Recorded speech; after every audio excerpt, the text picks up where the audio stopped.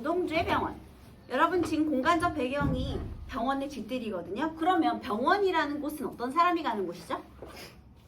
아픈 사람, 환자들이 모이는 곳이에요. 근데 병원은 환자 가득하겠네? 근데 지금 이 시대가 마치 병원 같아. 환자가 가득해. 어떤 시대죠? 맞아요. 살구나무 그늘로 얼굴을 가리고 병원 뒷뜰에 누워 젊은 여자가 흰옷 아래로 하얀 다리를 드러내놓고 일광욕을 한다. 여러분 나는요 어떤 젊은 여자를 보고 있어요. 자 여기 병원 뒷뜰에 있는 젊은 여자는요 일광욕을 해요.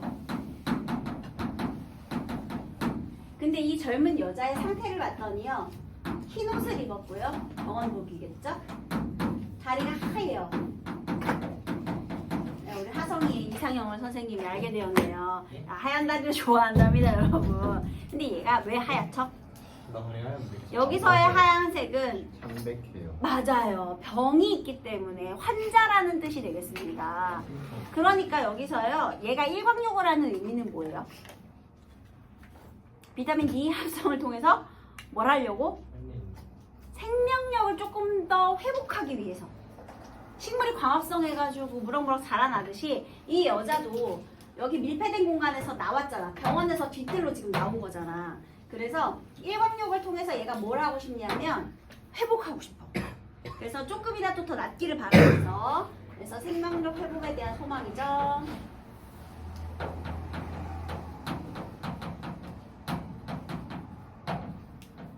생명력을 회복하기를 소망하면서 일광욕을 합니다. 한다. 현재 시제네요. 한나절이 기울도록 가슴을 앓는다는 이 여자는 가슴을 앓는데요. 가슴을 앓는다는 건 두 가지 의미로 해석할 수 있는데요. 폐병일 수도 있고요. 정말 가슴이 아플 수도 있고요. 아니면 마음의 병일 수도 있고요. 자, 만약에 마음의 병이라면 어떤 이유 때문에 마음의 병이 왔을까요? 시대적인 고뇌로 인해서 마음의 병이 온 거야. 시대적 고뇌로 인한 마음의 병. 두 개가 다 돼요. 그래서 한나절이 기울도록 가슴을 앓는다는 이 여자를 찾아오는 이 나비 한 마리도 없다. 사람은 물론 곤충도 찾아오지 않고요. 슬프지도 않은 살구나무 가지에는 바람조차 없어요. 이 여자를 찾아오는 이도 없고 심지어 나비도 없고 바람조차 불지 않아요. 적막하고 고독한 상태죠. 쓸쓸하고 고독해요. 그리고 부는 바람도 없어. 삭막해. 그렇지만 슬프지 않아요. 여기서 슬프지도 않은 살구나무 가지를 화자의 감정이 이입되었다라고 하면 안 됩니다. 화자가 안 슬픈 게 아니에요. 여자가 안 슬프겠지. 화자는 관찰만 하고 있는 거야. 그러면 슬프지도 않은 살구나무 가지는 바람조차 없다. 이건 무슨 소리냐면 그냥 삭막한 거야. 삭막한 현실 상황을 이야기해 주는 겁니다. 시대 상황이 좀 안 좋잖아요. 그런데 이런 상황에서요. 또 어떻게 했는지 한번 볼게요. 나도 모를 아픔을 오래 참다 처음으로 이곳에 찾아왔다. 이 여자는 좀 병원에 있은 지 오래된 것 같죠? 그런데 나는 이제 처음 온 거야. 나도 아픔이 있어. 어떤 아픔인지 볼까? 그러나 나의 늙은 의사는 젊은이의 병을 모른다. 자, 나는요. 젊은이에요. 그런데 누가 젊은이의 병을 몰라? 늙은 의사. 자, 여기에서 아주 중요한 힌트가 하나 있습니다. 젊은 여자. 젊은이. 늙은 의사. 뭐야, 늙었다고 까는 거야? 이거 어떻게 된 거야? 너네 혹시 쉽게 쓰여진 시에서요. 대학 노트를 끼고 늙은 교수의 강의를 들으러 간다. 요 구절 생각나시나요? 그때 늙은 교수의 강의의 의미가 뭐였지? 시대와 동떨어진 학문이었죠. 그러니까 다시 젊은 여자와 나는요. 어쨌든 시대적인 고뇌로 인한 마음의 병을 가지고 있을 수 있잖아요. 그런데 얘는 나에게 병이 없다고 하고 내가 왜 아픈지 몰라. 그러면 얘는 나의 아픔을 이해를 못해. 이 사람은 뭐에 대한 고뇌가 없는 거야? 시대 현실에 대한 고뇌가 없는 사람인 거죠. 이해했어? 그래서 늙었다라는 것은 그냥 시대의 흐름에 편승하는 거야. 이런 말 해도 좀 그렇지만 도대체 지금 할배 할매들 왜 집회하려고 저기 모여 계신 거예요? 여러분 이해돼요? 이해되는 거야? 이해되는 거야? 거기 왜 집회하려고 탄핵 됐대는데 뭐 거기 집회하려고 탄핵을 반대한다고 거기 왜 몰려 계신 거야? 여러분들 이해돼요? 말을 아끼겠습니다. 이해되나? 조심해야겠다. 이 시대에 대한 고뇌가 없어. 그래서 얘는 시대에 대한 고민이 없는 사람. 일제강점기 현실에 대한 고민이 없는 사람을 이렇게 늙은 의사라고 표현을 한 것이고요.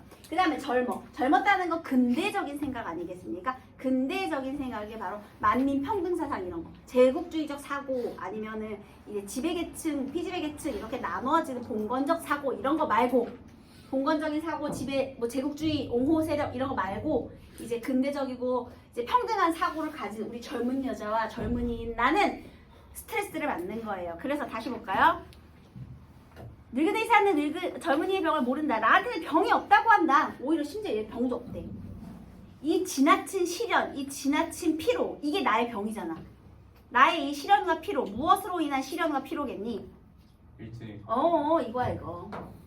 이것으로 인한 시련과 피로, 이것이 나의 병이에요.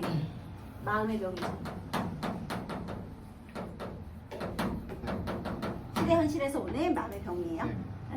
학교에서 늙은 의사를 지배층이나 친일 그쪽으로 갔는데 시대 현실에 고뇌가 없다라는 건 그렇게도 봐도 되죠. 어쨌든 시기를 편승하는 사람들인 거예요. 병이 없다고 하니까. 그러면 일제를 왜 거짓말을 한 사람일 수도 있고. 그래서 이렇게 시대 현실에 대한 고뇌가 없는 사람. 통틀어서 다 맞는 얘기죠. 그래서 이렇게 나는 성내서는 안 된다. 이제 감정을 자제시키고 있죠. 그쵸? 자, 그 다음 계속 현재 시제 써주고 있어요. 그러면 나는요, 이 젊은 여자를 보면서 늙은 의사하고는 서로 안 맞아, 안 통해. 이런 감정을 느꼈겠지만, 이 나는 같은 마음의 병을 갖고 있잖아요? 그러니까 이 여자에게 느끼는 감정은 무엇일까요?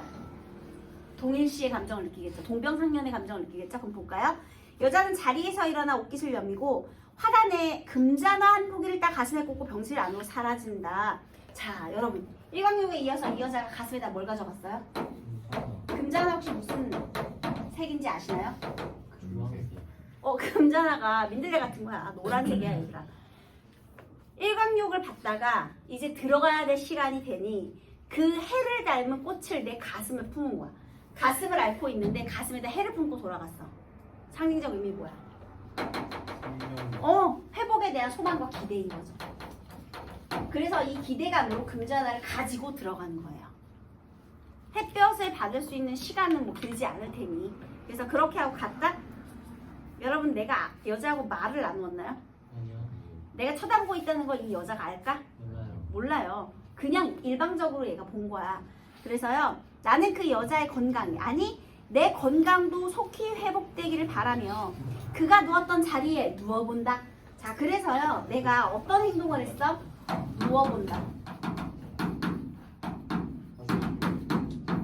여러분, 변태라서 그런 게 아니라요. 어머, 하얀 다리에 여자가 있네. 너무 예뻐. 그래서 막 부어가지고 이게 아니라요, 여러분. 그 여자가 했던 행동을 똑같이 따라한다는 것은 지금 이 여자에 대한 동일시, 동병상련, 그 다음에 연민과 교감. 그런데 교감이라고 해서 젊은 여자가 내가 또 같이 이렇게 소통을 했다고 하면 안 되는 거예요. 그래서 나도 어떻게 하고 싶어? 나도 회복에 대한 기대가 있는 거죠. 나도 이 지나친 시련과 피로라는 마음의 병에서 회복되기를 기대해 본다. 그래서 이렇게 희망을 품으면서 아름답게 끝나고 있네요. 그래서 이 고통받는 상황에서 회복되기를 기원하는 그런 작품이에요. 그러니까 보통의 윤동주 시에서는 자아성찰이 많이 나왔었잖아요. 근데 얘는 괴랑은 좀 궤도가 다르죠. 결이 다르죠. 그래서 부정적인 상황을 극복하고자 하는 소망, 회복에 대한 소망이 되겠습니다. 주제가 회복 소망이에요. 자, 이번에는 김기택의 벽. 김기택 작품은 모의고사에서는 많이 기출됐는데 아직 수능에는 기출된 적이 없어요. 그래서 이것도 한번 볼게요.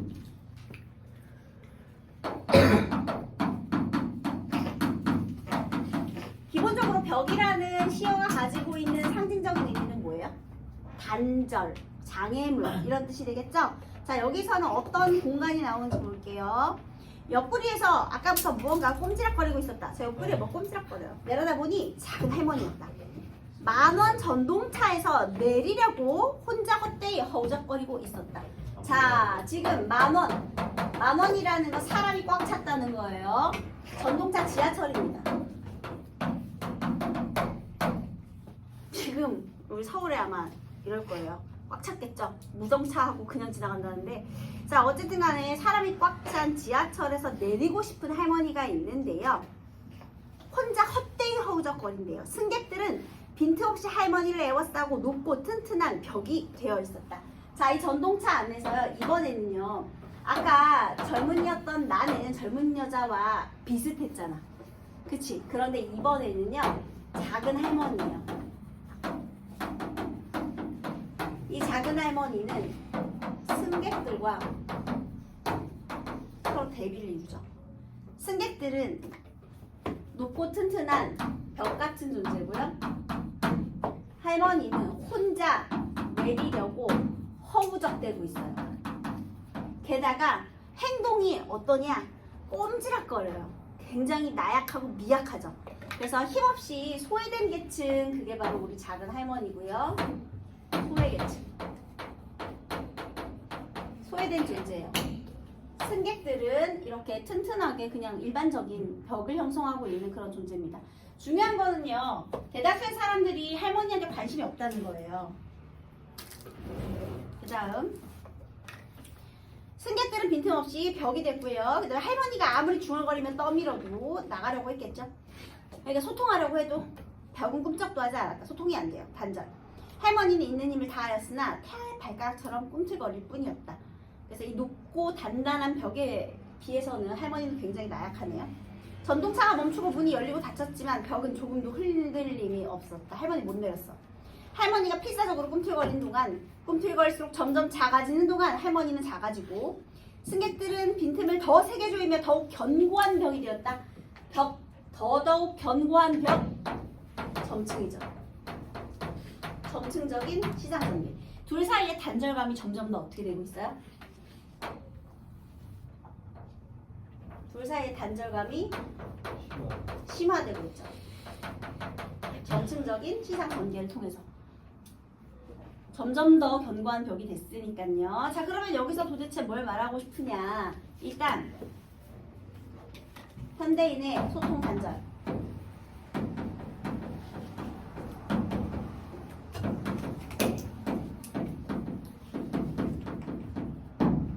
할머니가 소외계층이라면 승객들은요. 주변에 무관심한, 타인의 무관심한 현대인.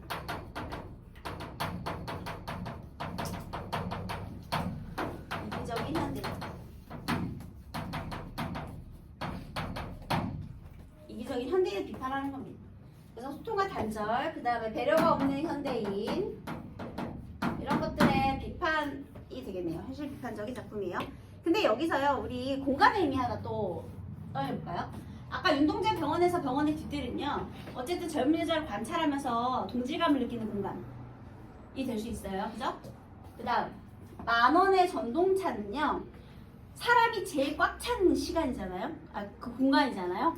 군중 속에서 소외감을 느끼는 존재가 탄생하는 공간이에요. 역설적인 공간이죠. 다시, 네, 많은 사람이 있지만, 사람이 이렇게 많은데, 그렇지만 또 소외가 일어나. 그래서 어떤 공간이다? 역설적 공간이다.